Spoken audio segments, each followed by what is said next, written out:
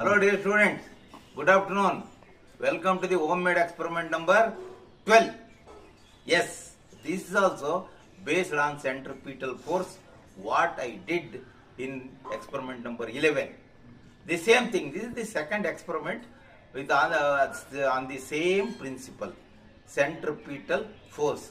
You see here, I took one small plastic pipe, then I tied one small plastic pipe here, this side, one stone. It is heavier than this. ಇದು ನೋಡಿ, ಈಗ ಮಾಡಿದಾಗ ನಾವು ಇದಕ್ಕಿಂತ ಇದು ತೂಕ ಆಗಿದೆ. ನೋಡಿ ಏನಾಗುತ್ತೆ, ಈಗ ನಾವು ಎಳೆದು ಬಿಟ್ರೂ ಸಹ ಇದು ಪುನಃ ಮೇಲಕ್ಕೆ ಹೋಗುತ್ತೆ ನೋಡಿ.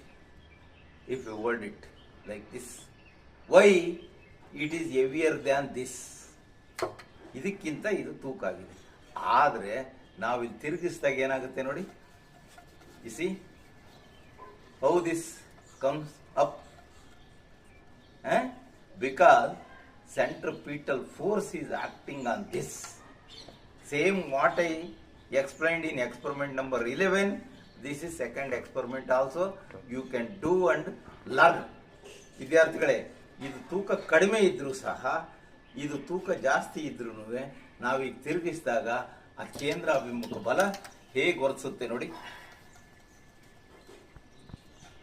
ಇದನ್ನೇ ಕೇಂದ್ರ ಅಭಿಮುಖ ಬಲ ಅಂತ ಕರೀತಾರೆ. ಇದನ್ನ ನಮ್ಮ ವಿದ್ಯಾರ್ಥಿ ಮಾಡಿ ತೋರಿಸ್ತಾನೆ ನೋಡಿ. Parikshit will do this one. Yes yes, good ಬಾಯ್.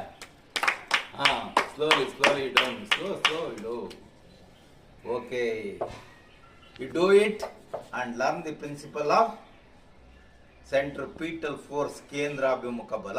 ಈ ಎರಡು ಪ್ರಯೋಗಗಳಿಂದ ನೀವು ಮನದಟ್ಟು ಮಾಡ್ಕೊಳ್ಬೋದು. ಇದೇ ಬಲವು ಸೌರವ್ಯೂಹದಲ್ಲಿ ಗ್ರಹಗಳ ಮೇಲೆ ಓದಿಸೋದ್ರಿಂದ ಅವು ಚಲಿಸ್ತಾ ಇರ್ತವೆ. ಯಾವುದೇ ಕಾರಣಕ್ಕೂ ಅವುಗಳು ಸೂರ್ಯನ ಮೇಲೆ ಬೀಳಲ್ಲ ಅಂತಕ್ಕಂಥದ್ದು ನಿಮ್ಮ ಗಮನದಲ್ಲಿರಲಿ ಅಂತ ಹೇಳ್ತಾ ಇದ್ದೀನಿ. ಈಗ ನೀವು ಇದನ್ನು ಮನೇಲಿ ಒಂದು ಸಾರಿ ಮಾಡಿ ತಿಳಿಯಿರಿ. Good, thank you.